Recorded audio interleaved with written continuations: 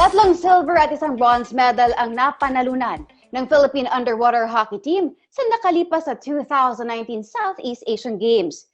Pero tulad ng ibang sports, napilitan din silang huminto dahil sa COVID-19 pandemic.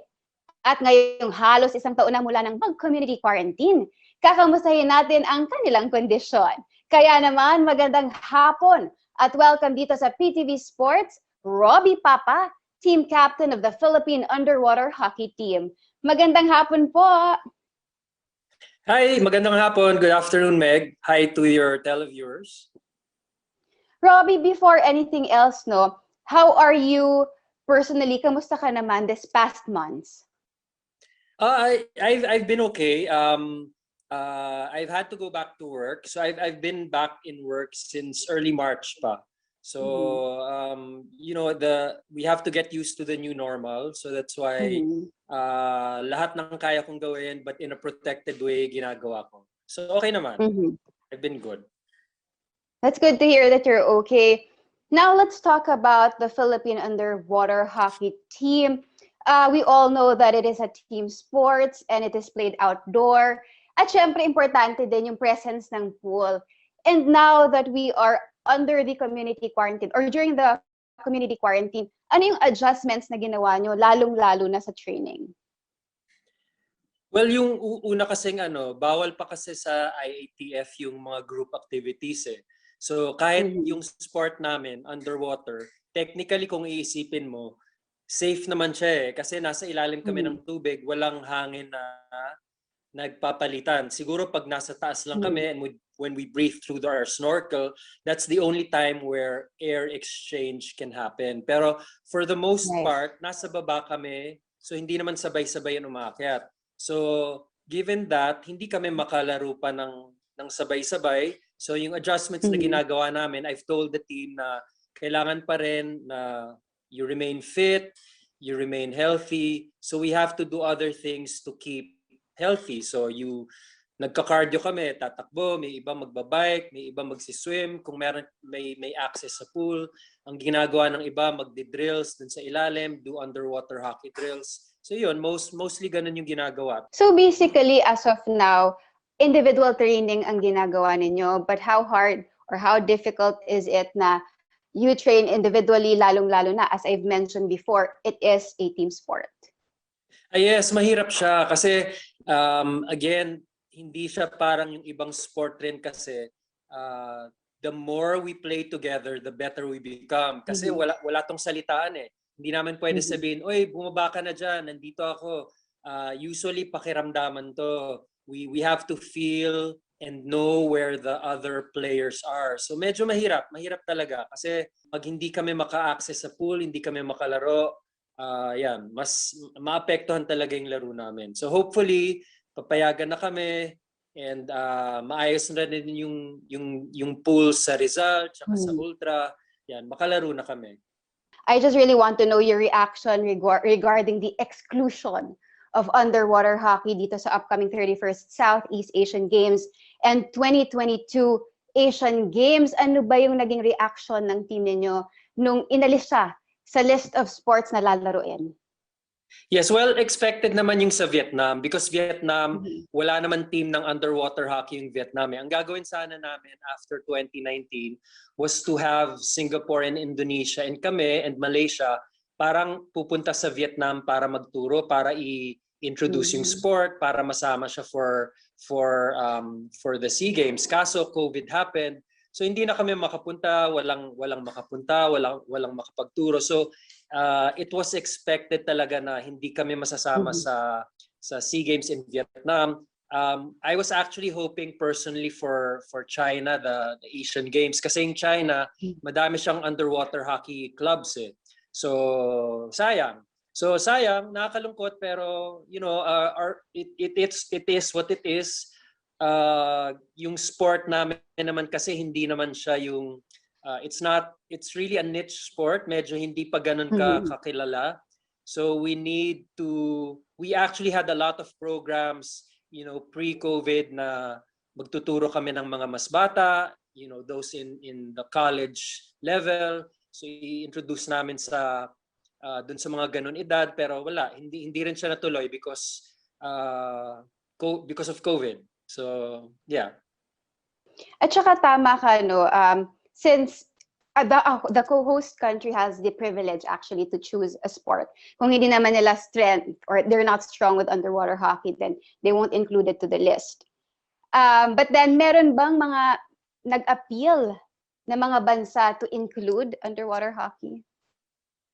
Well, for the SEA Games, wala yata. Again, because if the host country does not play the sport, it's almost impossible that they will include that sport. So Asian Games, wala ako kasi dun sa, hindi ko alam kung paano I was hoping na pwede kami maka-appeal sana. I was trying to have some of our friends in China na naglalaro ng hockey to appeal for that kasi sila yung makakagawa nun eh. Tulad namin, when the SEA Games was held here, kami yung talagang nag-ayos, we pushed for it, we fought for it, and we were able to include underwater hockey as a sport in the Asian Games, in the SEA Games for the first time. So wala, sayang, siguro hindi malakas yung grupo dun sa China to appeal for it, or again they also would like to include it kung siguro silang mananalo. Hindi ko rin alam eh. So there's a lot of factors and things in play. I don't really know, and I'm not involved with the decision making process. So hindi ko alam 'yan. Two major events na wala na sa listahan ng lalaroan nyo. Meron ba kayong pinaghahandaan na upcoming competitions in the future?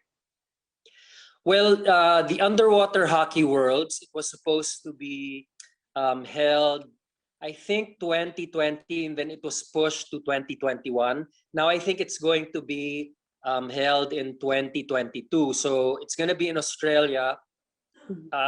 So hindi ko alam. I don't know kung makakasali kami. Hindi ko alam kung how open travel will be.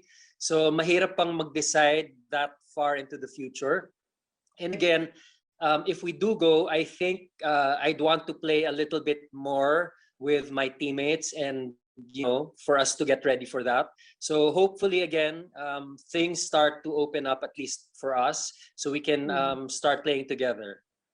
So hopefully you are really hoping to play for the 2022 World Championships, Underwater Hockey World Championships. But how will you actually train for that competition? I remember before the Southeast Asian Games, usually nag-i-invite kayo ng mga international competitors dito sa Philippines para magkaroon ng mini competition, di ba? As I remember it correctly. So most of the times ang na-invite namin are Australians. Yung coaches namin kasi mga from Australia yan eh. So magagaling sila. They're usually in the top 1, top 3 of the countries who win in their divisions. So sila yung usually na-invite namin. Pero yun na nga, again, with all this, with the pandemic still in play, with travel being restricted, hindi namin alam talaga kung paano to gagawin. So I don't know. I just keep my fingers crossed and hope that things will start to open up, travel becomes accessible again, so that we can either go or people or individuals can come here, or we can travel abroad to play and train with other teams as well. So those are the options. With this pandemic going on, hindi kayo nakapaglaro ng underwater hockey for almost a year now. Meron ka bang ibang sport na nilalaro? Well, I'm into running. So I used to do triathlons before, but that had to stop also. But running is mostly an individual sport. So to keep fit and to keep to do my cardio, that's what I do. I run almost every day, 5 or 6 times a week. I try and do that. Ito lang tanong ko, it's a personal question. What do you miss most about playing underwater hockey? I remember during the times na nagko-cover ako sa inyo or when I do interview, nagte-train kayo during the night after, lahat kasi kayo professionals, di ba? So what do you miss most about that bonding ninyo? Well, a lot of it, syempre the camaraderie, you miss the people. We used to see each other 3 times a week. So, and true, we play at night. So, ang games namin usually 8 o'clock kasi nga, most of us nagtatrabaho, so hindi kami makakalabas until after 5. So, usually 8 o'clock yung games namin. But I just miss the sport. I mean, I've been playing it for about maybe 2006. So that's about 14 years. So aside from the friendships you make, it's the actual plays in the game. So minsan kasi nakahiga ka lang sa kama, i-imagine mo yung play na ginawa mo, na sana ginawa mo, o yung mga hindi mo nagawa na dapat ginawa mo. So things like that. If I had trained more, if I had stayed underwater longer, could I have made this goal? So yung mga ganon. The plays run through my head, and those are the things that I miss: the water, the friendship, and the underwater plays. Iba talaga if you're with your team kasi, 'di ba? But aside from from being a national athlete or the team captain of the Philippine underwater hockey team, you're also a doctor. If I'm not mistaken, you're an ophthalmologist. How is being a doctor this past years with the pandemic? Well, it's been challenging. So as I said, I resumed my clinic around March. Mahirap kasi hindi namin alam. So I'm not really a frontliner. So I usually pag yung frontliners, strictly speaking, yung those doctors that deal with COVID, those patients afflicted with COVID. So kami, minsan pwede rin kami makakuha kasi minsan ang isang presentation is sore eyes eh. So kaya nung umpisa, nakakatakot kasi hindi namin alam kung yung pag may sore eyes ba, may COVID na ba to, ano bang dapat magpa-test na ba ako, ano bang dapat kong gawin. So eventually you learn to do your regular routine, but you have to protect yourself also. So the usual things, you keep distance from the patient needs to wear a mask, you wear a mask.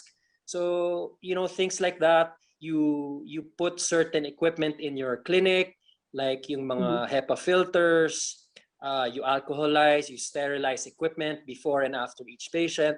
So after a few weeks, eventually get used to it. So parang okay lang.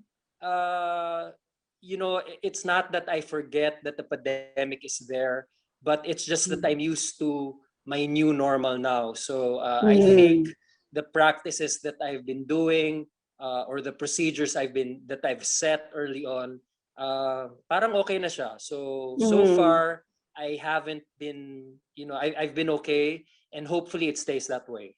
I think everybody can relate, no? Parang it's part of who we are na dito sa new normal. Yes. Kumbaga, for the past year, ito yung ginagawa natin, so sanay na rin tayo. And of course, keeping in mind yung mga proper protocols para naman na maging ligtas at safe tayong lahat.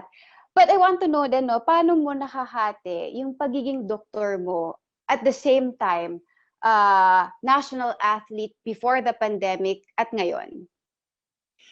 Well, sports has always been a part of my life.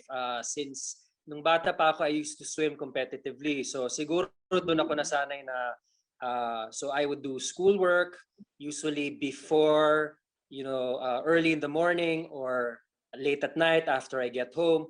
So I think it's a matter of just setting your goals and making the time for the things that are important to you. Sa akin, important yung sports eh. So alam nung family ko yun, alam nung mga friends ko sa hospital, okay, Tuesday, Thursday nights, these are hockey nights. So untouchable yan. So hindi ako pwedeng hindi mawala doon.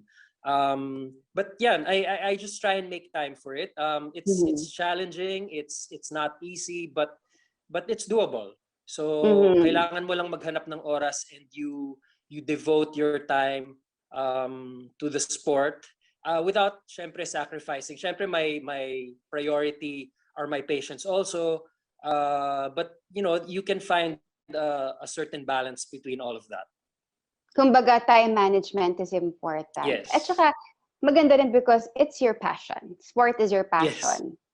You know, the stress of work, this is my release, or this is what makes me sane. It's what balances me out. So kailangan ko rin to. It's not just a hobby, it's a need to balance out the stresses in my life. All right. Finally, Rob, message mo sa mga supporters ng underwater hockey dito sa ating bansa. I just want to thank everyone for the support you gave us during the last SEA Games. And, you know, we will be back, hopefully better and stronger. And, you know, I look forward to the day when we can compete again on an international stage, so we can do the country proud. Yun lang. Thank you po. On that note, thank you so much, Rob, sa oras na ibinigay mo sa amin dito sa PTV Sports. We wish you well, and we are hoping na makasali na kayo sa mga upcoming competitions. God bless and stay safe, Rob. Thank you, Meg. Thank you. At yan, teammate, si Roby Papa ang nakakwentuhan natin ngayong hapon para sa balitaang Philippine underwater hockey. Muli ako po si Meg Siozon at ito ang Sports Chat.